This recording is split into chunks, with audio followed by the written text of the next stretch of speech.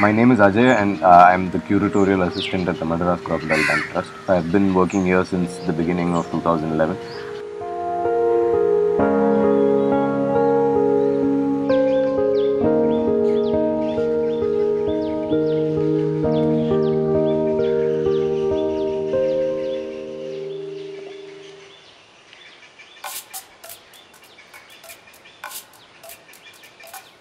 I spent most of my years in Chennai. I did all of my schooling here, and ever since I was a kid, I was actually always interested in animals. I always liked animals. We always had pets at home, dogs and stuff like that, and I always enjoyed being around animals. And after college, basically, I got into advertising, and I worked in advertising in both Chennai and Bangalore for some time. And I was doing voluntary work on the side. I used to volunteer here at the Croc Bank.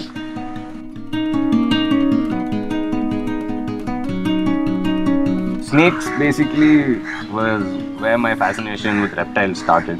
I used to have like a copy of Common Indian Snakes by, which is one of Rom's books when I was like 8 years old, and I used to religiously read through the book.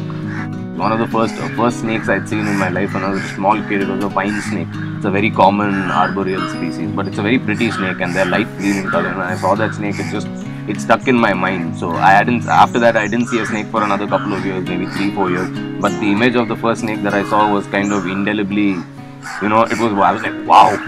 Most people say, yeah, slimy, dirty, poisonous, venomous. People throw around many words when it comes to snakes. But to actually see one, and I held it in my hands and it was beautiful.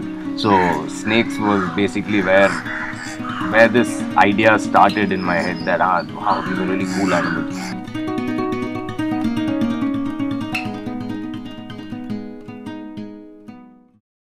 So basically, when I had an option at one point in time to translate my part-time interest with animals into a full-time career, I thought that was something I should do because it seemed like something I would enjoy.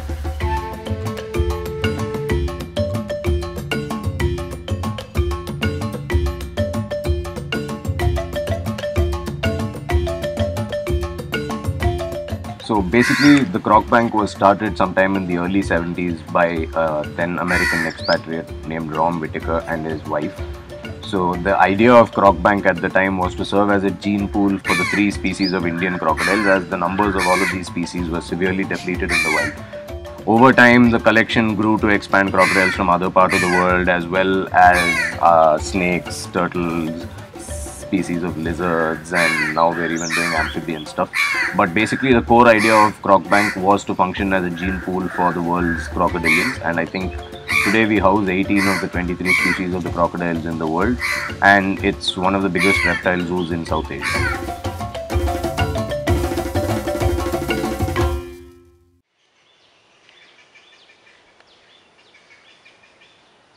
Before I started working, I had some experience with the smaller reptiles, but I had absolutely no experience with crocs.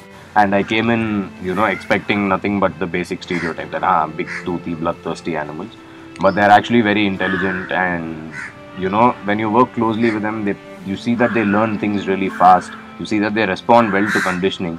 I mean, I've worked with crocs that have been easier to train than some dogs that I've tried to train. So, that speaks volumes about how perceptive the animals are actually, and that amazes me every day because they tend to learn so quickly and we dismiss them as kind of big lumbering lazy animals, but the truth is actually far from it.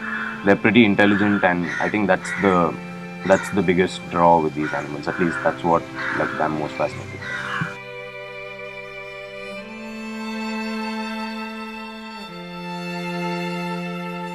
Basically, yeah, it is especially in a country like India, it's a very odd career choice, and people, generally tend to look down on who work with animals. I've been asked really stupid questions by people before. Why you can speak English? Why are you not working at a call center? Why are you at a zoo? Your English is so good, you should be at a call center. That sort of stuff. So, but yeah, basically, ultimately, I think a career should be rewarding to the person pursuing the career rather than people judging you externally. So as long as I'm happy with what I'm doing, and I guess that's of primary importance. It's a very fulfilling job, being able to work with so many animals, ensure their healthcare, etc. It's not just the fact that you're working with animals. It's also the amount of time that you put in, and it's also the relative lack of monetary incentive for this sort of a career. So you have to make a lot of sacrifices, but it is a very rewarding and fulfilling career.